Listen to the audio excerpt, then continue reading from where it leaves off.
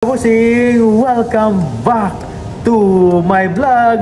So for today's video nga mga kabusing, ang pag-uusapan natin ngayon ay ang kaka-upload lang ni Atisa Manalo sa kanyang outfit na pa-black. So before anything else mga kabusing, is nice ko muna kayong bati na magandang umaga, magandang tanghali, at syempre magandang gabi nga mga kabusing. So salam alaikum po dyan and syukran mga kabusing for watching, at syempre sana ay nasa mabuti kayong kalagayan. So, wag na nating patagalin mga kabusing.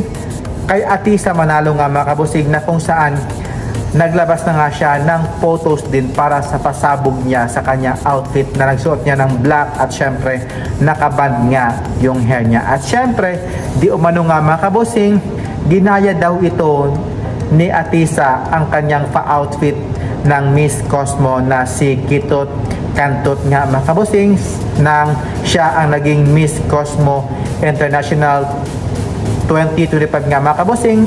At syempre dami talagang bash sa kanya mga kabusing, kasi ginagaya daw ang outfit ni Kitot Kantot nga mga kabusing, ni Atisa Manalo.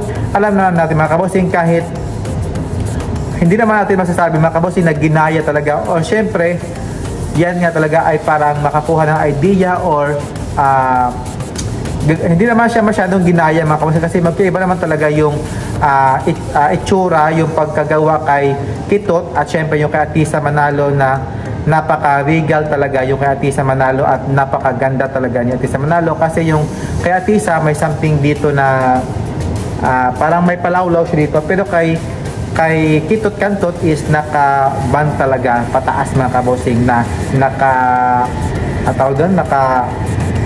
sagapid mga kabusing. At syempre dadako naman tayo kay Miss Grand Philippines mga kabusing, na kung saan nalalapit na yung laban.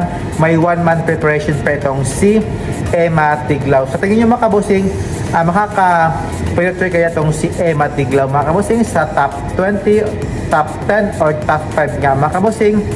Alam ko mga kabusing, when it comes sa kanyang preparation ni Emma Tiglao, malakas naman talaga ang laban ng ating pabato na si Emma para masungkit uli ang Miss Grand International mga kabusing. When it comes sa kanyang performance, sa beauty, alam naman natin mga kabusing na ang pinapanalo talaga ni Nawat is yung Pinay beauty talaga. Pero si Emma Tiglao is napaka Asian looks, maputi siya mga kabusing.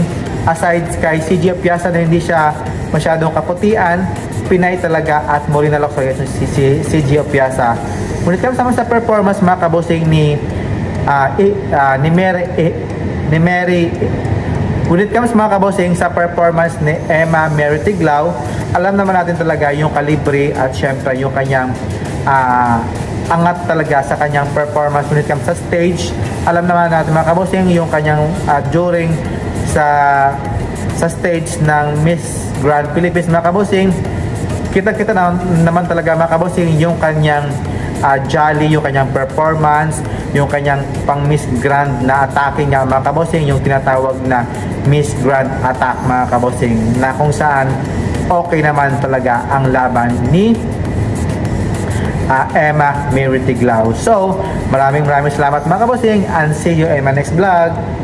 Bye bye, keep safe po, God bless, and good night.